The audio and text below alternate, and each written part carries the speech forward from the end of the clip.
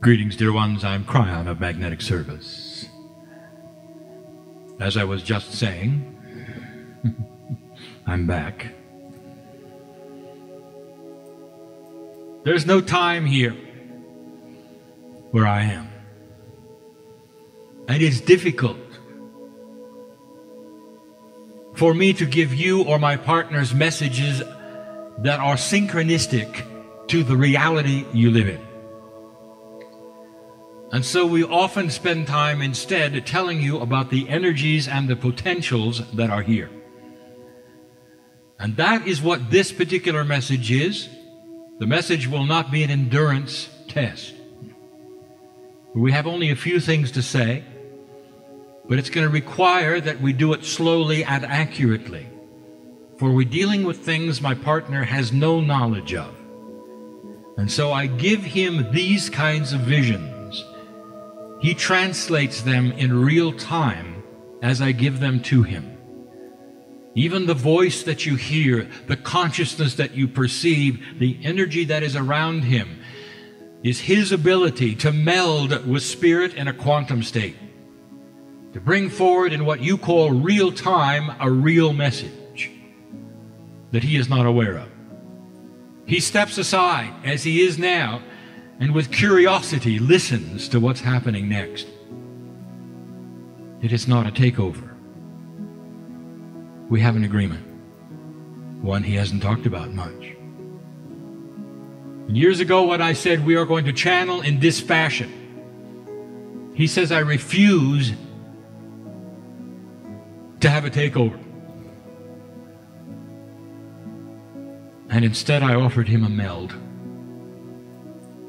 And I said, if you will meld with me, during these times there will come a day when the meld is permanent. And he agreed. And he asked me at that time, is this unusual? And I told him, it is what every single human can do. Not sit in front of humans and channel, but have a direct portal to the Creator. These things have been done by those you call humanoid before. And before that they were done, and before that they were done. And the result of doing them properly eventually connects you to the creative source, and you stop being a human. And the ones who seeded this planet walk this day here, but they don't die. They're in a quantum state. They can travel wherever they want. They reside in certain parts of the earth, including Shasta, including Hawaii, including the portals. And some of you know what I'm talking about. And that is the promise of what happens with earths everywhere, that go through a process where they pass the decision points and start another process where they change the reality of what has been to what will be. I am trying not to be cryptic, and at the same time I do not reveal the specifics of things that are not known here. Spirit has a promise to humanity. If it's the planet of free choice, we can't give you hints. All things that are revealed must already be here in human potential thought. All inventions of what might come about have to already be germinating somewhere in the human mind. And if it isn't, we don't speak of it. And perhaps this is the first time you've heard this from a channeler. We do not reveal things that are not already here in some form. But typically, human thought, even of invention, even of potential, even of philosophy, takes a decade or more to reach where you hear about it. So today I'm going to tell you some things that we see, the potentials, of which are there already. It isn't fortune telling. It's here already. And so I walk you through some things quickly. You're in a new energy. It is just starting. The end of 2011 into this 2012 brought about what we have called for a long time the Bridge of Swords. The Bridge of Swords, we have described before, is a bridge that humanity goes from one energy to another, and it's celebrated all over the universe. Celebrated.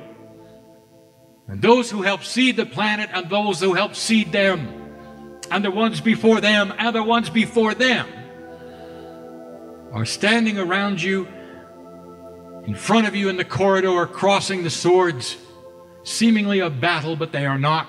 They're a victory. Like the ceremony of marriage in the military, where the comrades in battle stand and cross the swords, and you walk down the aisle. That's the Bridge of Swords, and that's what you're doing. You got help.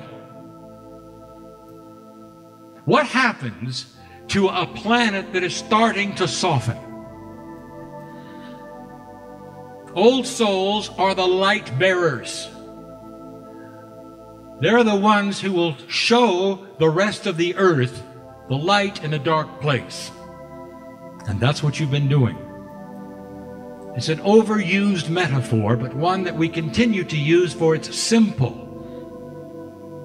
You have those on the planet who have walked in the dark for thousands of years. A darkness where they don't unify. Because it is hard, if you're walking in the dark, to know what to do where you can't see it. And so you take care of yourself. It's more about survival. You get those you can collect around you. You can hear them. You can sense them. You collect that which is what you would call a group, and you huddle in the dark. This is the metaphor for the planet as you know it.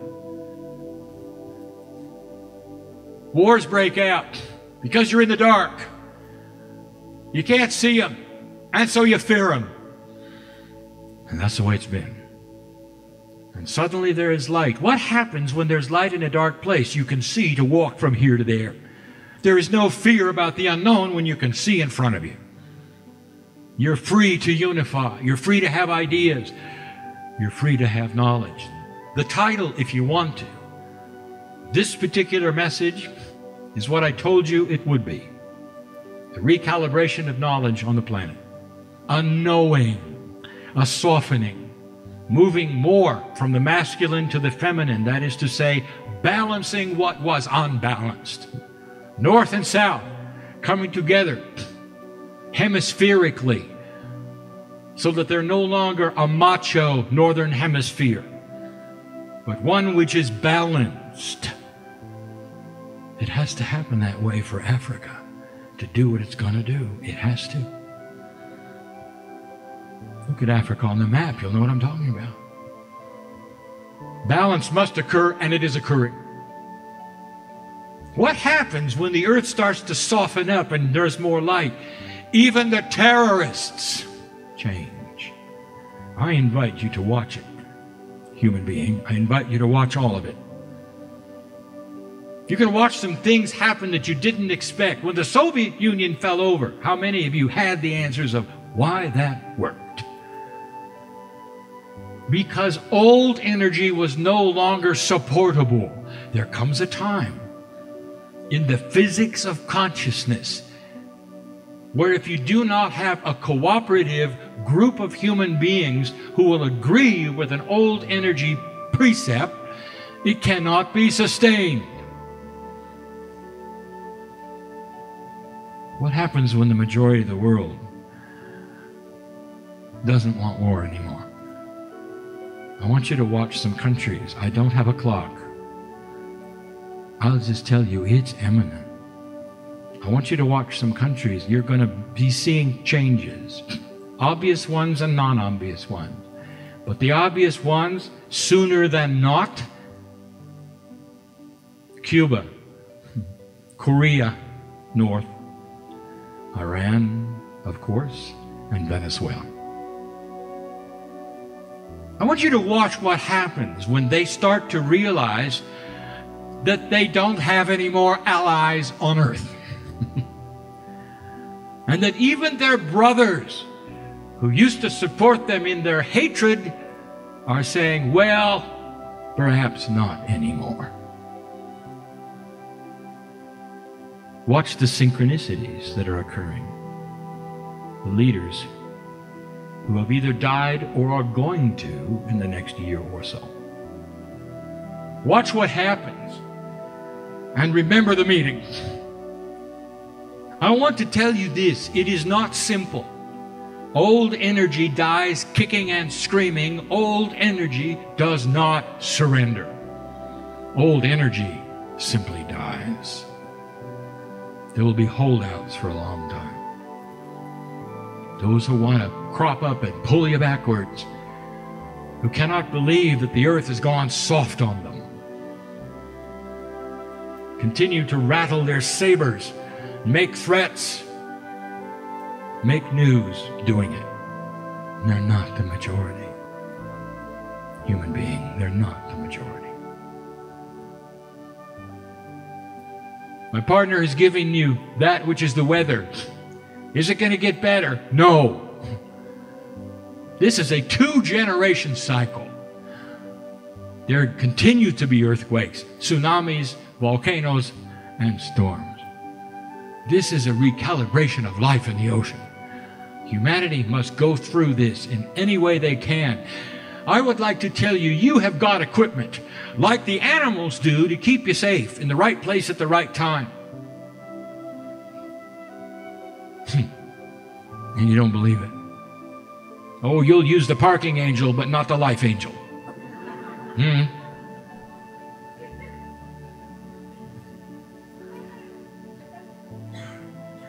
The little stuff, easy. The big stuff, harder. But the process is the same. Dear Spirit, where should I live? Dear Spirit, where should I go? And Spirit is right there answering. And you hear it as intuition. And the first thing you do is, nah. That's me talking. No, I'm waiting for the voice in the sky. I'm sorry. Not understanding that that is how we speak. The little voice that holds your hand. It's the first intuitive impression after a question. Sometimes you get it before the question is asked because we know you're asking it. Sometimes we're so anxious to give you the answer, so excited that you would even ask, that it comes even before you ask, way before. This is guidance. That's what to expect. It comes with the territory of a rejuvenation of the planet. And this is the year it starts. Now, let's talk physics. Because now we can reveal some things, beautiful things, that are starting to occur to science, starting to be seen, understood. What you have before you, and the gentleman on the floor, is Yai. I know him well. I know him well. It's interesting, is it not, what the Akashic memory banks bring forward. They are designed to release information about your Akash as the energy of the earth changes to a place where it's appropriate.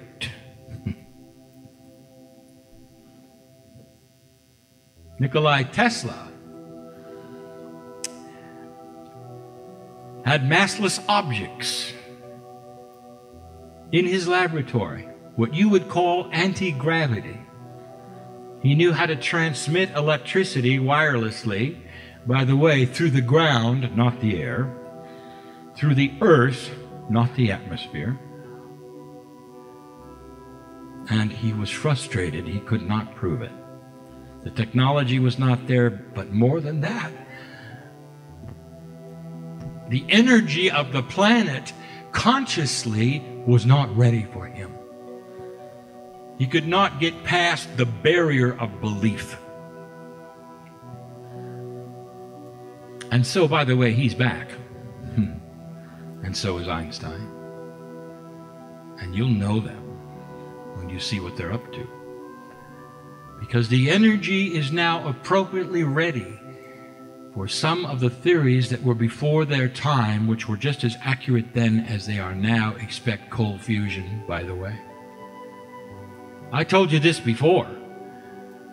The experiment with cold fusion was accurate. They could not reproduce it because they were not aware of the attributes of magnetics that was influencing their experiment.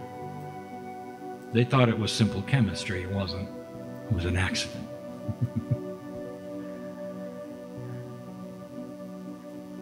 Todd is here,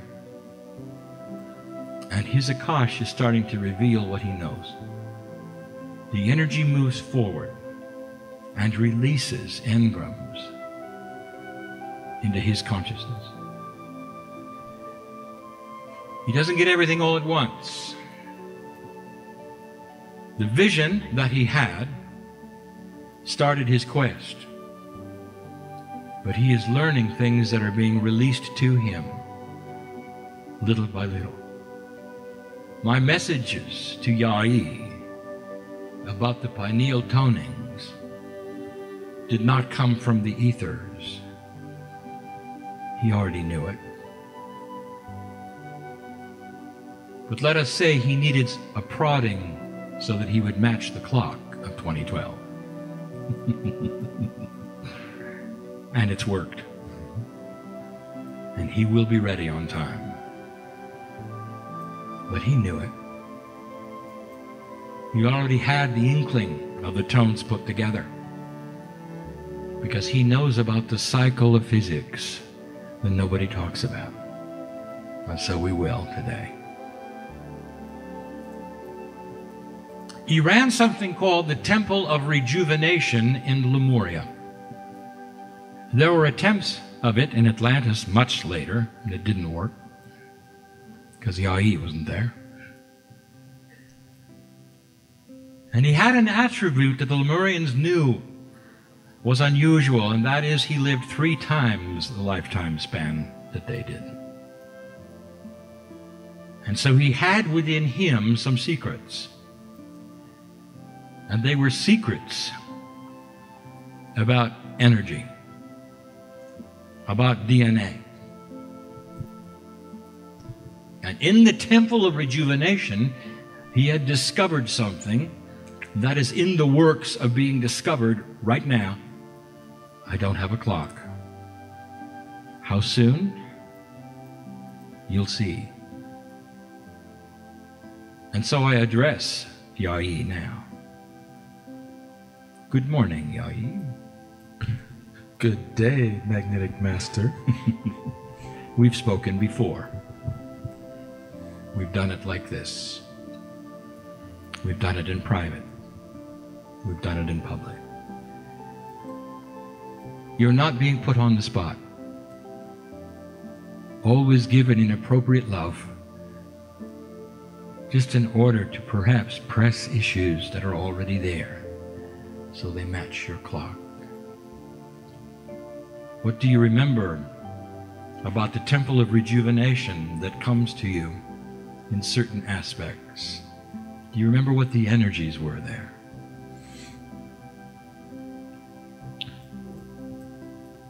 There was the use of the intrinsic magnetic core of the earth that was especially concentrated in certain areas and was further augmented by altitude.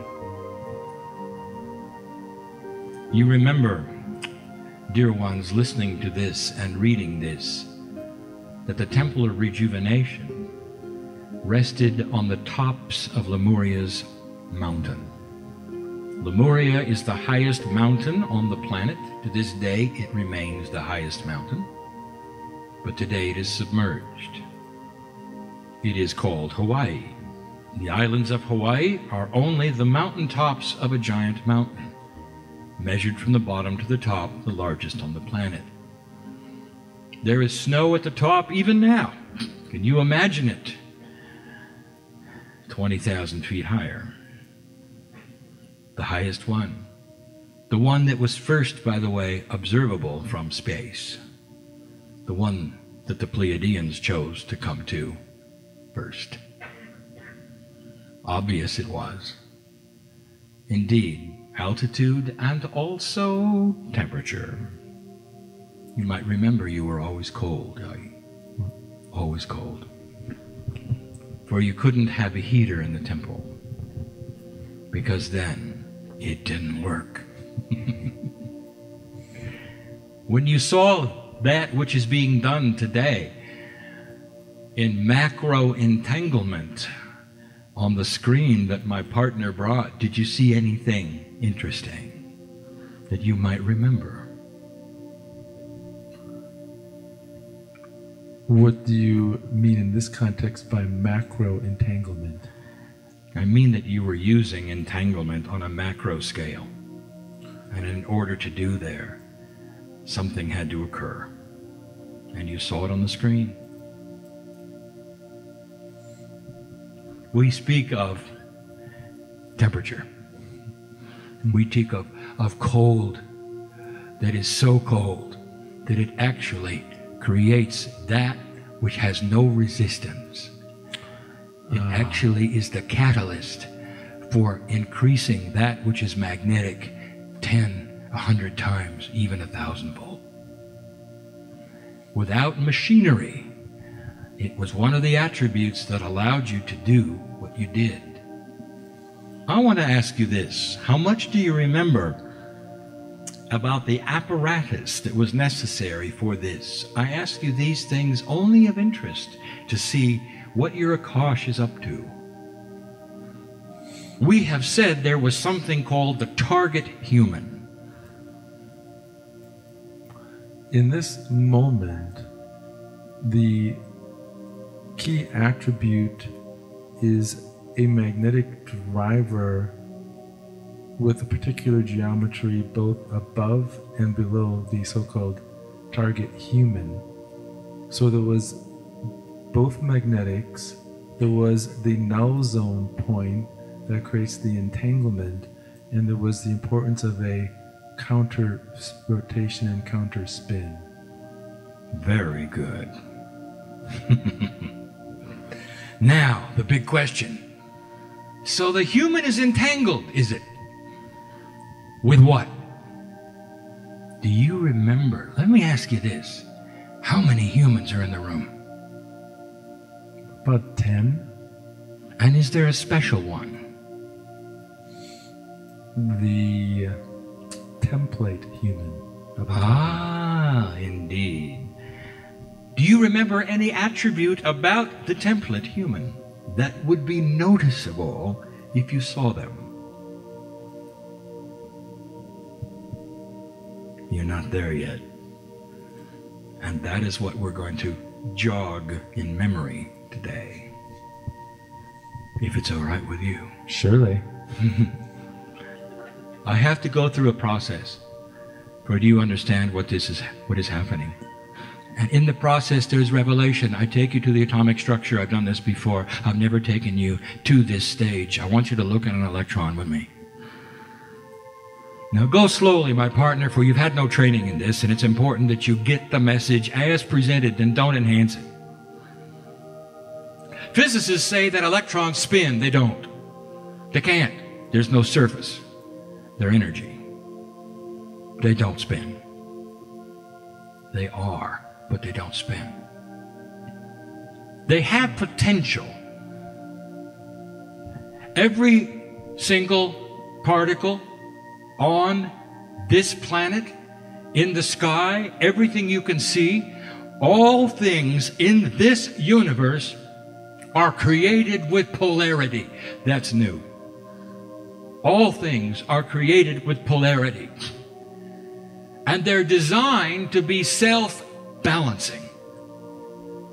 And because of the polarity of what you would call plus and minus, they move and try to balance themselves within a field. They are prone to what I will call peer pressure. Electrons, which are, go slow, my partner.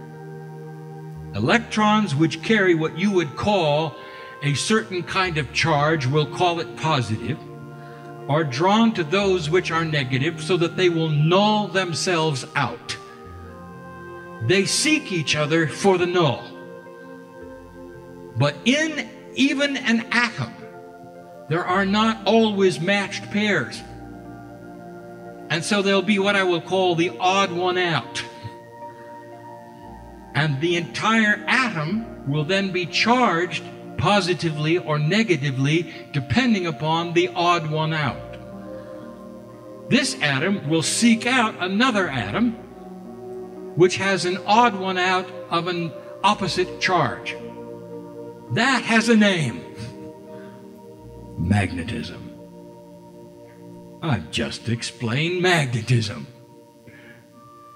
Now science knows part of that. They don't know why. They don't know that all things have a duality. All things have a duality. They suspect it, and there are theories that will show it soon. And I've given it to you because it always has existed in someone's mind. From the very smallest to the very biggest, even the galaxy has duality. At the center of your galaxy, what you call the black hole is a quantum push-pull engine. I'm going to tell you in a minute why it's that way. Big question, answered right now. Why does everything have a polarity? Why would it be created this way, even down to the electron? A polarity. The smallest thing, even what you call the Higgs, the quarks, they all have polarity. There isn't a piece that you're going to find that doesn't. Why? And now I'll tell you why. Physicists will laugh. Not in ridicule, but in agreement. If it were not that way, the universe would be a dull, boring place to be.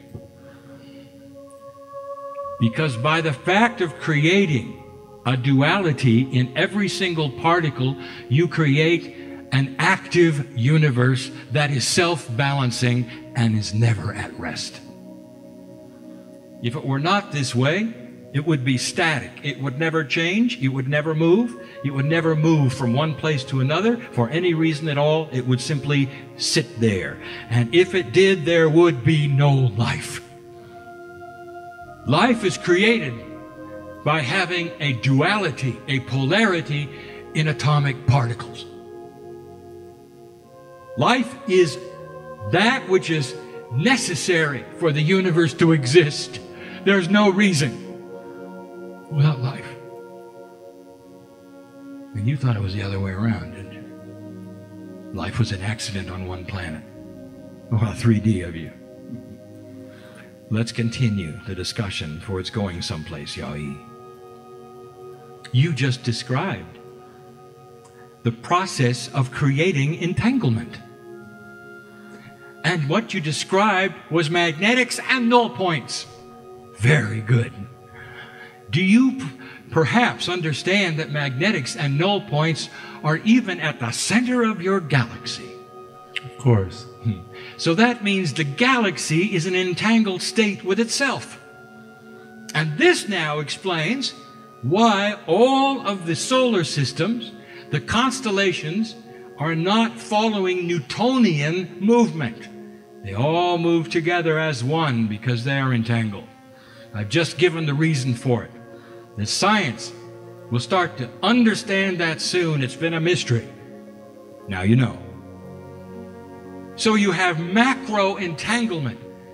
The largest thing you can imagine, the galaxy, is entangled with itself. Is it possible there are other entanglement issues that you don't see or recognize or know about in every single day life? And the answer is yes. So here we go. Oh, dear human being, what I'm going to give you next is beautiful. And it has to do with DNA. And Yah-Yi knew it. And he knew how to do something magical. And here we go. The blueprint for DNA is perfect. The good doctor tell you that. I've told you that. And it's perfect inside you. And you sit here with DNA that doesn't work well. It is designed as an informational source to receive the energy of that which is around it, created by consciousness of humanity, to posture itself in an appropriate reaction. In other words, if the planet has low energy, it will too. And because it's a quantum engine, if the quantum energy created by human consciousness is low, it is going to work poorly. And it works poorly. I want to define life for you, not biological life. I want to define spiritual life. It's when a human has free choice. And when is that? When they take their first breath. Not in utero. There will be those who will say, that's wrong, that's wrong. I'm talking about spiritually. That which spirit sees. You come from the other side of the veil when you take your first breath. Now, there are things that we've talked about even before. The baby getting ready, it's not what we're talking about. But I want to talk about the baby getting ready.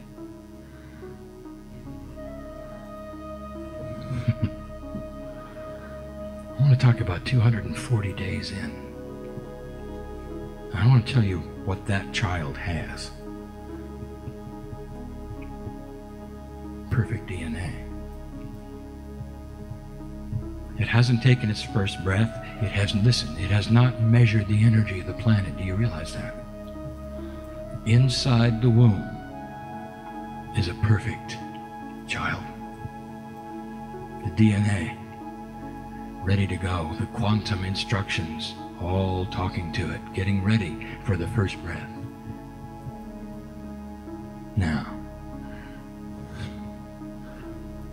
I reveal to you, Todd, Yah-Yi, what you already know. The Temple of Rejuvenation has two human beings entangled. One is the target. You explained very, very well the attributes of the target, creating an entangled state with the woman who is pregnant. You've taken the source of the perfect DNA template. That is correct. The secret of the Temple of Rejuvenation. Do you see the implications? The wise divine feminine, the only one who can be in the source chair. Are you starting to understand the beauty of this, the implications of this, and where it's going? You're going to find the secrets. And they're going to be embryonic. Start watching scientists discover the embryonic cells. You already know that the stem cells exist in the placenta.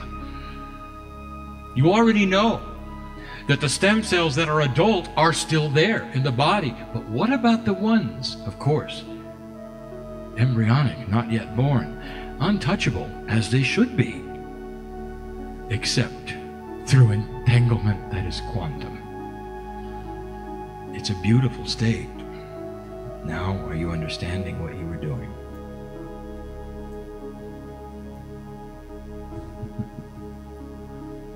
Do you need any more answers? Well, I could say, do I? What is it that you dream about, Yai, that you don't know?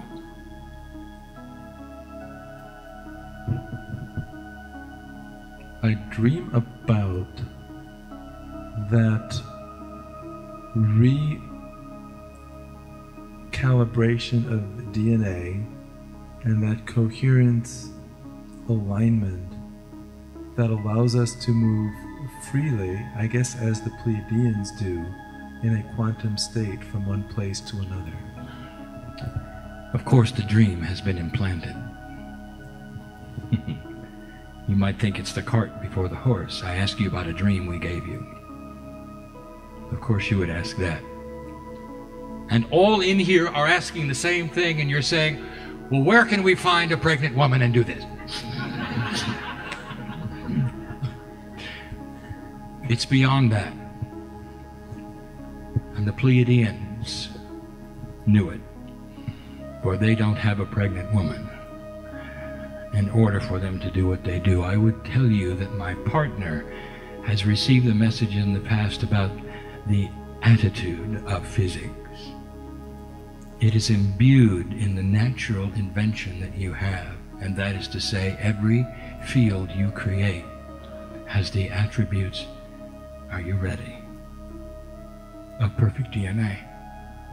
It has already the attributes of the blueprint. You don't need a pregnant woman. And what you have done is to create a quantum field with those attributes, and the cells listen when they are exposed to them. It's not finely tuned yet, and you will discover how. And when you do, you will have the regeneration engine of the future. But in the process, it will be seen by science also. You won't be alone. It is not appropriate that you would have the secret of life, and there will be others. Embryonic studies are going to start to reveal that which is not perfect DNA, but the ability to grow back limbs and all the things we have talked about for 23 years. And there it is, laid out in front of you. One of the reasons why that which is Yai and Todd meld to go beyond what you had in Lemuria, because the training is not stopping here. You live with the Pleiadians. They want to hear the tones again, as they did 26,000 years ago. They're ready. And that signal will say, humanity has arrived and is going to stay.